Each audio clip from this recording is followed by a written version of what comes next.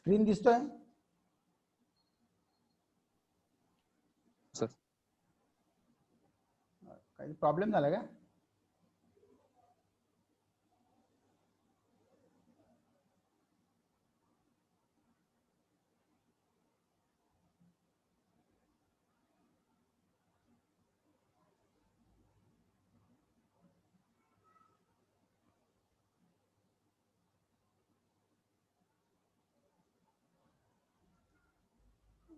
So we are distinguishing between crystalline solids and amorphous solids.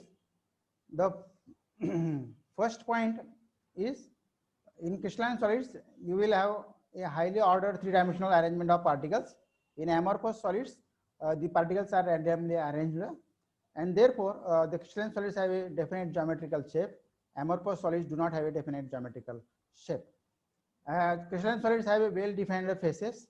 Amorphous solids do not have a well-defined faces. Now, the third point that we are going to discuss, they have a sharp melting and boiling points.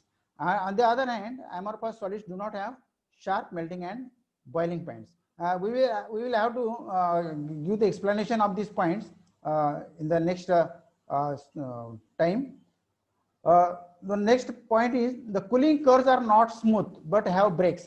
So this point is related with the above point. So sharp melting point means the cooling curves are not smooth. जर समजा आपण एखाद्या मटेरियलचा cooling curve जर घेतला तर तो असा कंटिन्युअस दिसेल तुम्हाला, आणि या ठिकाणी असा ब्रेक झालेला असेल आणि मग पुन्हा तो कंटिन्युअस होईल. So crystalline solids do not have the smooth cooling curves but they have some breaks. आणि on the other hand amorphous solids मध्ये cooling curves are smooth. Cooling curves are smooth. तर असा कंटिन्युअस कर्व तुम्हाला त्या ठिकाणी amorphous solids मध्ये दिसेल. So in crystalline solids there is a regularity in the external form when crystals are formed. The crystals कसे form होतात? The crystals are formed from the when the material is heated to a high temperature, it melts, and when you gradually cool the material, so it crystallizes. That is called as the process of crystallization.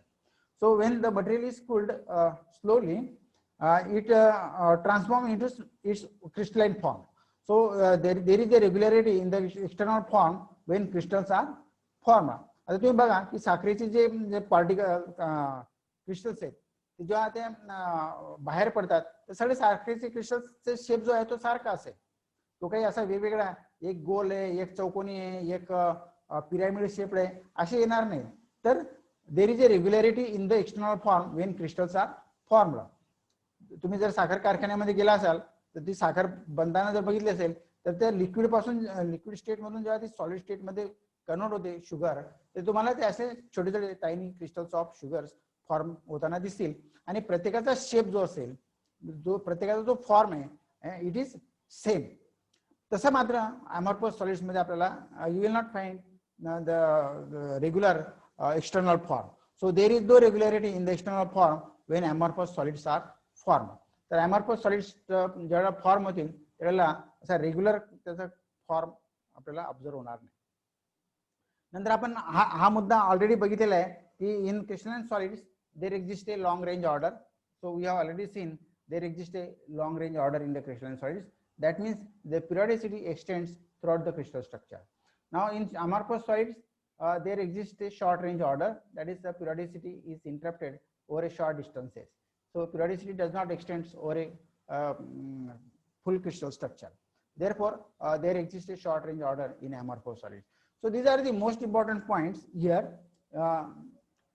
These are the 5 points and this is the 5th point.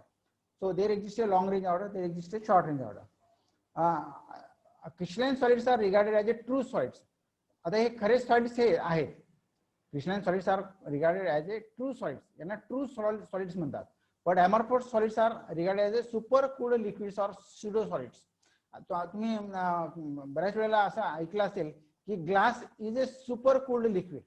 Glass is a super cooled liquid.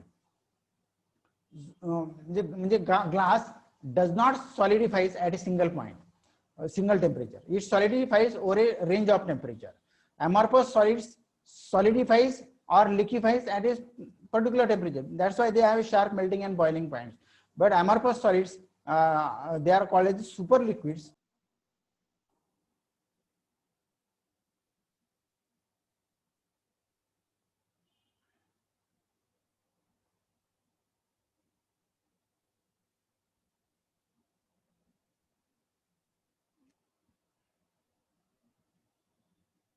Sorry, Zoom interrupt झालं होतं. So crystalline solids are regarded as the true solids. Amorphous solids are regarded as the supercooled liquids. This last point is very important. Crystalline solids are anisotropic and amorphous solids are isotropic in nature. So what do you mean by anisotropic and what do you mean by isotropic? Now you know every solid has some physical properties. Physical property means conductivity, resistivity, dielectric constant. All these are the physical properties of the materials. So if you take crystalline materials, their physical properties are different in different directions.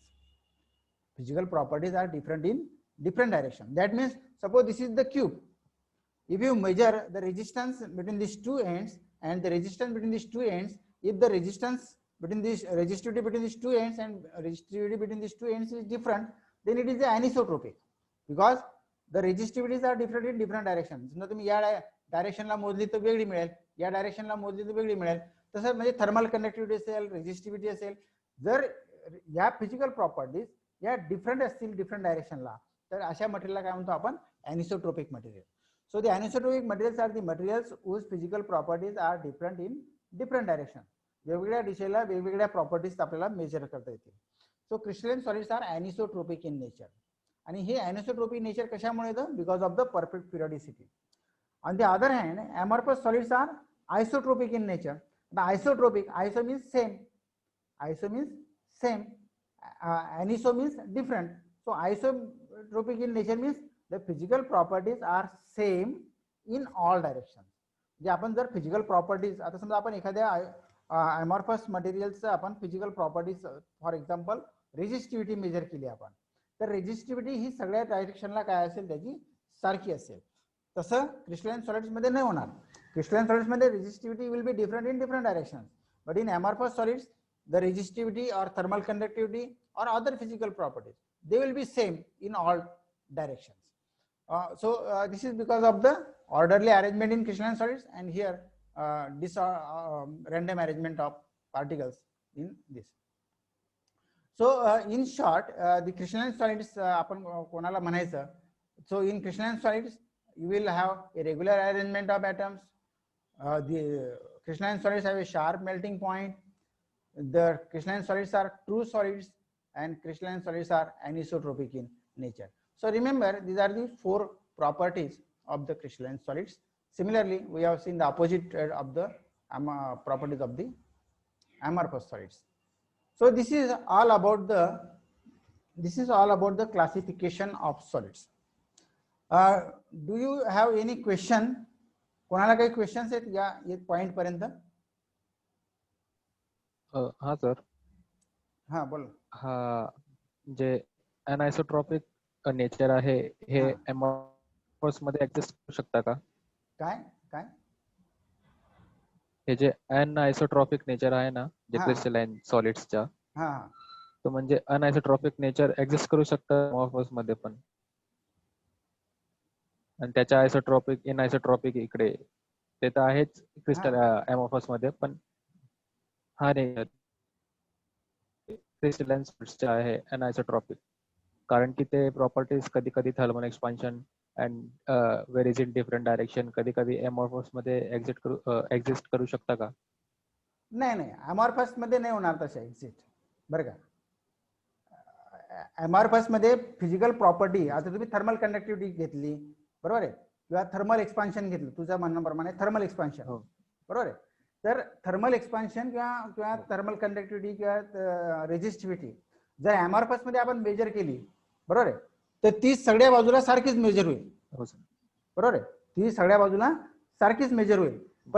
पण crystalline solids मध्ये मात्र तसं नाही. Thermal conductivity जी आहे ती वेगवेगळ्या डायरेक्शनला वेगवेगळी असेल, रेजिस्टिव्हिटी जी आहे ती वेगवेगळ्या डायरेक्शनला वेगवेगळी असेल.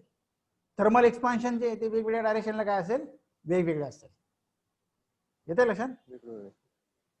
हॅलो. हो सर. हा तर तर हा एक डेफिनेट प्रॉपर्टी आहे जे फक्त क्रिस्टलाइन मध्येच असतं. हा क्रिस्टलाइन मध्येच. क्रिस्टलाइन मटेरियल्स आर ॲनिसोट्रोपिक आहे. रिमेंबर, ॲनिसोट्रोपिक, आयसोट्रोपिक नाही आहेत ते.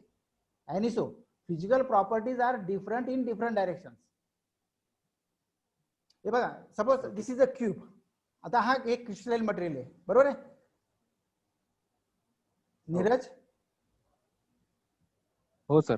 हा, समजा हे क्रिस्टलाइन मटेरियल आहे. आता मी या एंड पासून या एंड पर्यंत याची जर रेजिस्टिव्हिटी मोजली आणि या दोन सरफेस मधली रेजिस्टिव्हिटी मोजली तर ती वेगवेगळी येईल क्रिस्टलाइन मटेरियल मध्ये. कशामध्ये? क्रिस्टलाइन मटेरियल मध्ये. पण हीच हा क्रिस्टलाइन मध्ये, कारण तो आयनिसोट्रोपिक आहे. Anisotropic means physical properties are different in different direction. बरोबर आहे? द सेम प्रॉपर्टीज आपण वेगवेगळ्या डायरेक्शनला जर मोजली तर ती काय होतील? डिफरंट आपल्याला व्हॅल्यूज मिळतील. हा, किंवा तुम्ही स्ट्रेस काढा, स्ट्रेन काढा, यंग्स मॉड्युलस काढा, बल्क मॉड्युलस काढा मटेरियलचा, तर ते तुम्हाला वेगवेगळे डायरेक्शनला वेगवेगळे दिसतील क्रिस्टलाइन मटेरियलमध्ये. पण ॲमॉर्फस मटेरियलमध्ये तुम्ही जे व्हॅल्यू आपण एक्सपेरिमेंटली मेजर करणार तर तुम्ही कुठल्याही डायरेक्शनला घ्या, मोजा, या डायरेक्शनला मोजा, या डायरेक्शनला मोजा, या डायरेक्शनला मोजा. In all directions you will get the same value. You will get the same value. So this is so this is the difference between isotropic. Iso means same and aniso means different. अजून कोणाला काही questions?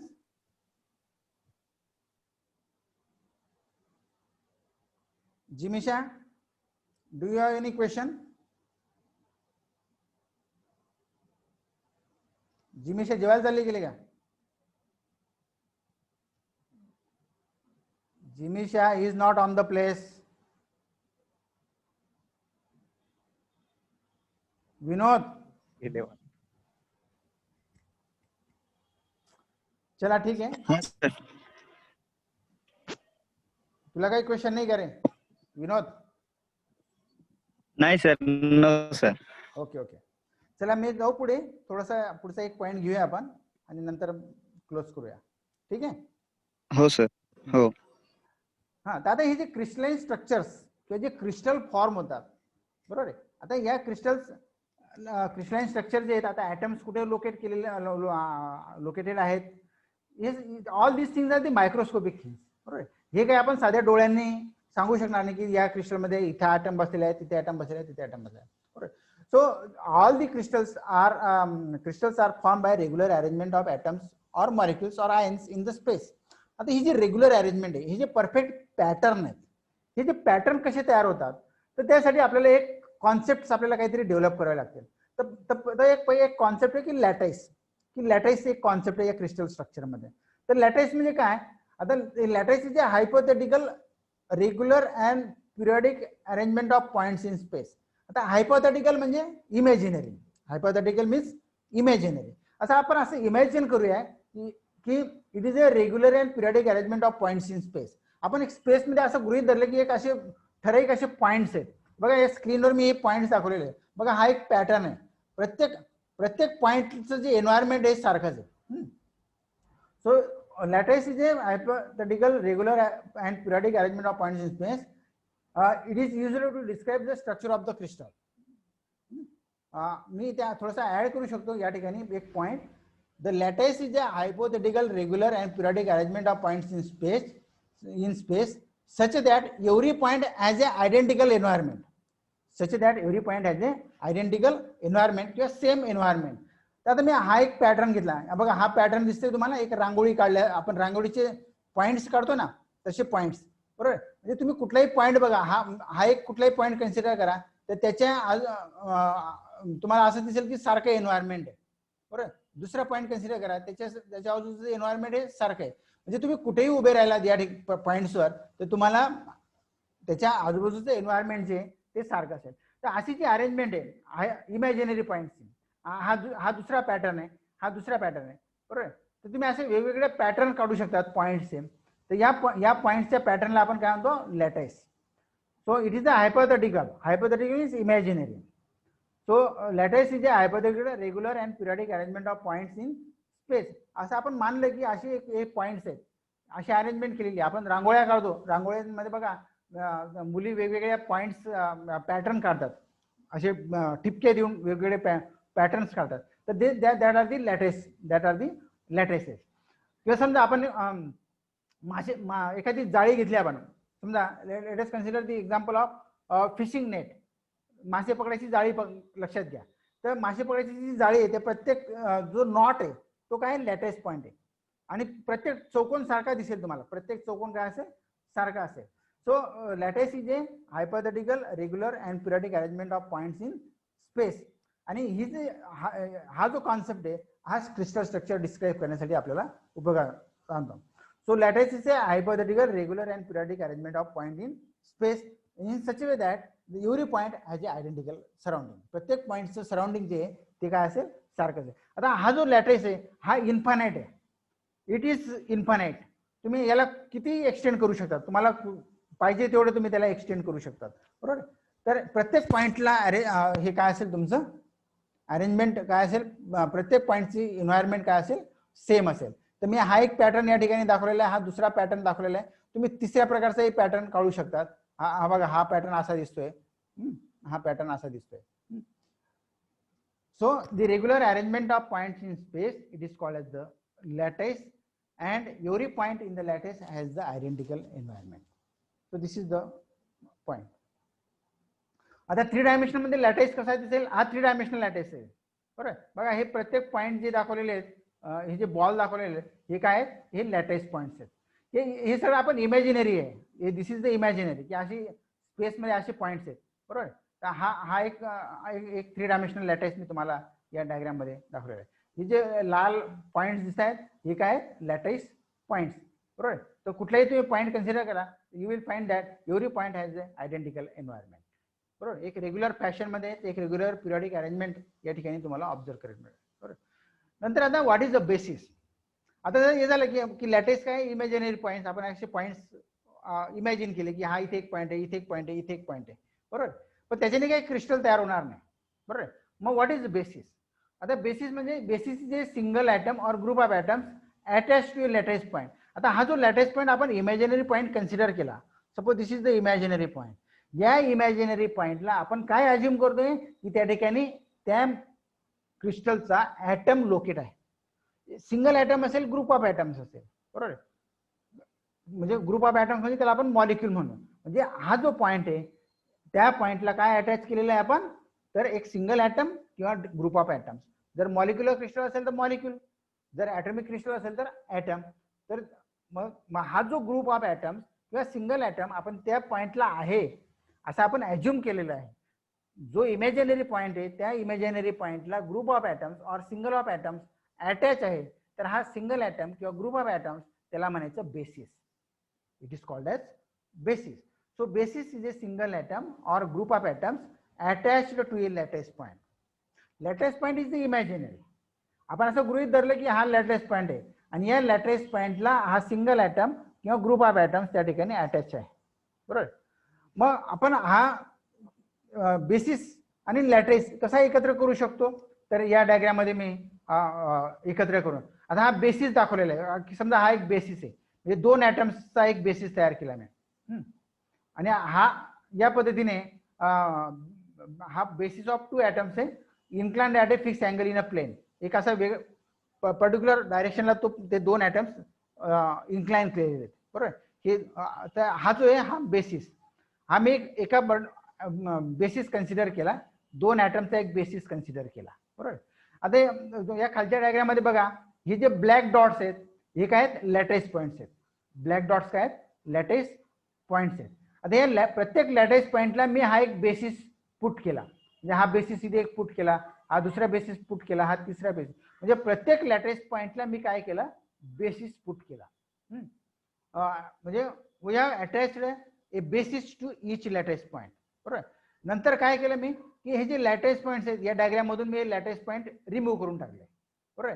हे जर remove करून टाकले, next remove the lattice point, म्हणजे हे जे ब्लॅक पॉइंट्स आहेत या डायग्राम मधून हे ब्लॅक पॉइंट्स मी जर काढून टाकले तर मला हे या पद्धतीने स्ट्रक्चर दिसेल.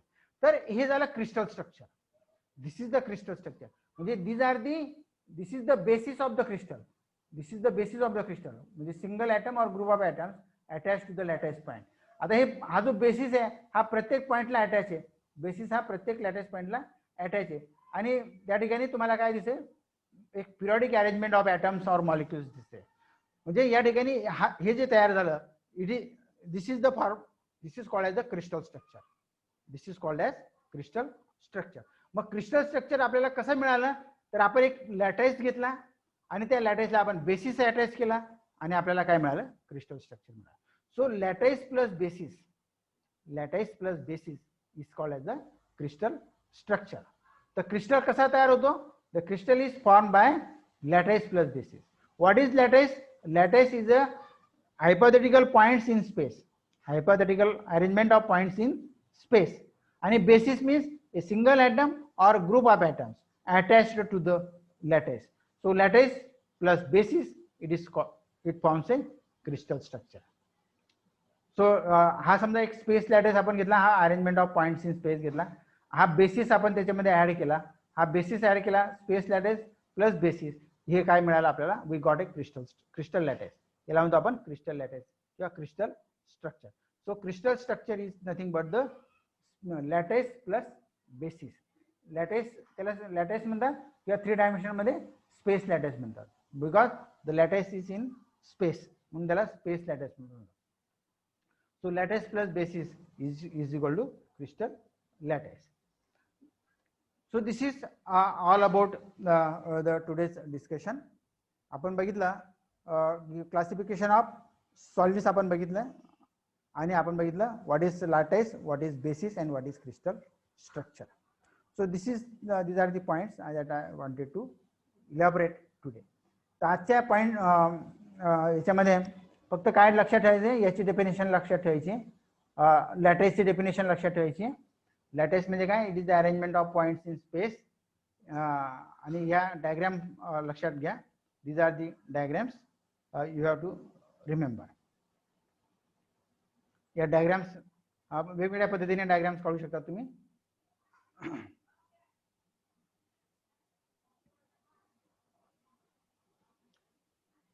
तर हा एक लॅटिस आहे, हा दुसरा, हा 3 डायमेन्शन मध्ये लॅटिस असा दिसतो, याला स्पेस लॅटिस पण म्हणू शकतो आपण. This is the space lattice किंवा सिम्पली लॅटिस इन 3 डायमेन्शन, बरोबर. आणि basis means a single atom और group of atoms attach to the lattice point. आता ही लॅटिस पॉईंट ब्लॅक मध्ये कन्सिडर केले आपण, प्रत्येक पॉईंटला आपण बेसिस कनेक्ट केला आणि त्याच्यानंतर आपण हे रिमूव्ह करून टाकले लॅटिस पॉईंट, तर आपल्याला काय मिळालं, एक क्रिस्टल स्ट्रक्चर मिळालं. This is the crystal structure. So lattice plus basis forms a crystal structure. म्हणजे क्रिस्टल म्हणजे काय, lattice plus basis. So remember all this definition and classification of solids. आपला एक पॉइंट डिस्कशन करायचा राहून गेला, आपण तो उद्या घेऊया, because time limit is again over here. या ठिकाणी आपल्याला आणि अजून 8 मिनिटं बाकी आहेत. ओके, चला ठीक आहे. तर आता एक महत्वाचा पॉइंट मला डिस्कशन करायचं आहे.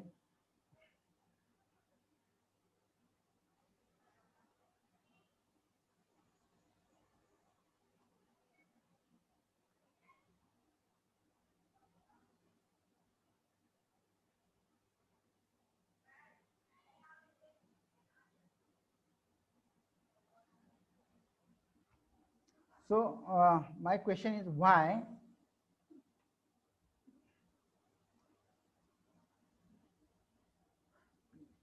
crystalline solids have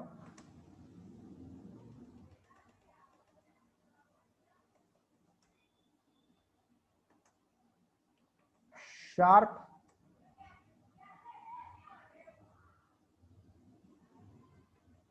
melting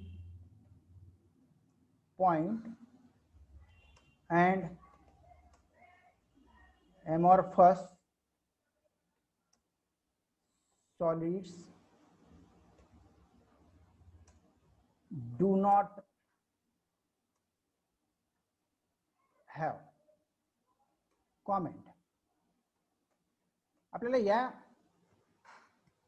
सेंटेन्सवर comment करायचं आहे.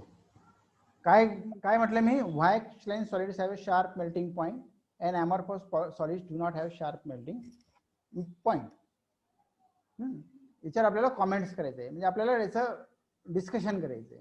आपण ज्यावेळेला डिफरन्स बघितला, difference between crystalline solids and amorphous solids, त्या ठिकाणी आपण एक पॉईंट घेतला. काय पॉईंट घेतला? The crystalline solids have a sharp melting point किंवा boiling points and amorphous solids do not have sharp melting point or boiling point. So why?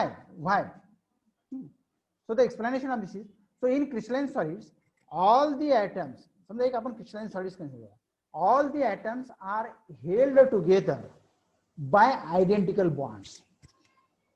In crystalline solids all the atoms are held together by identical bonds. आणि amorphous solids मध्ये all the atoms are not held together by identical bonds. म्हणजे bond strength of bonds in crystalline solid is same.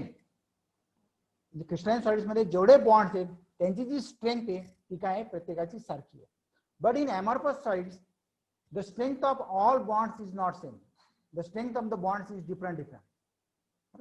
So when we supply the thermal energy to the crystalline solids, when we supply thermal energy to the crystalline solid, all the bonds are identical in nature. सगळे bonds काय आहेत, identical in nature आहेत.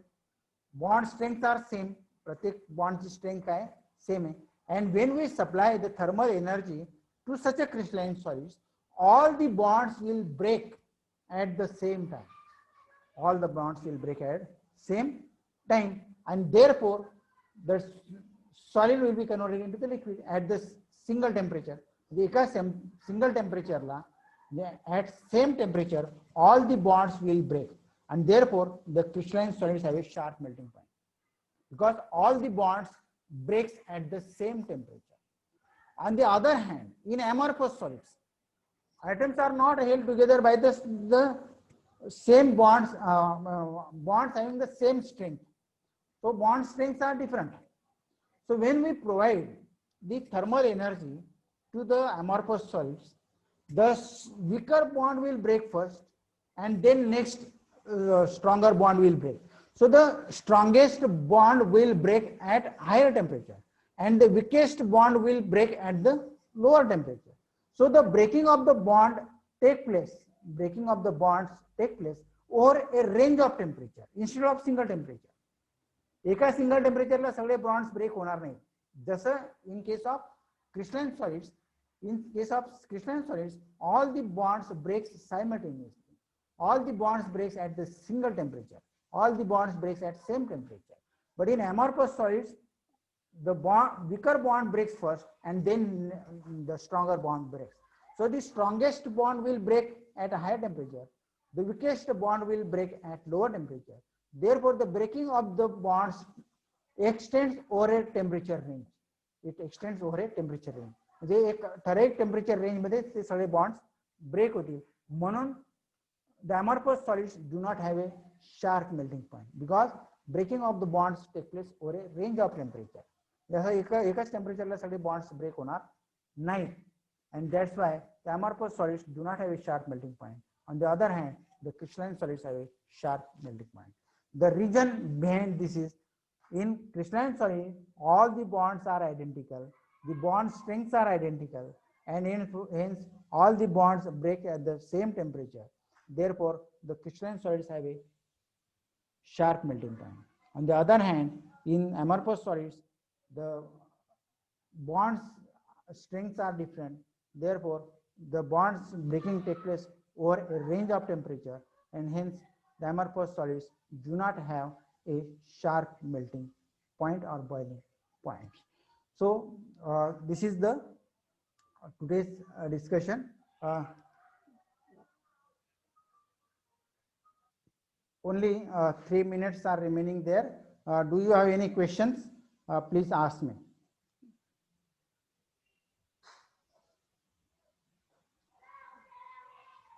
Prashant. हाँ sir. काही question? नाही sir, समजलं sir. सगळं समजलं? हो. खरं बोला बरा. हो सर. हा. मुस्कान.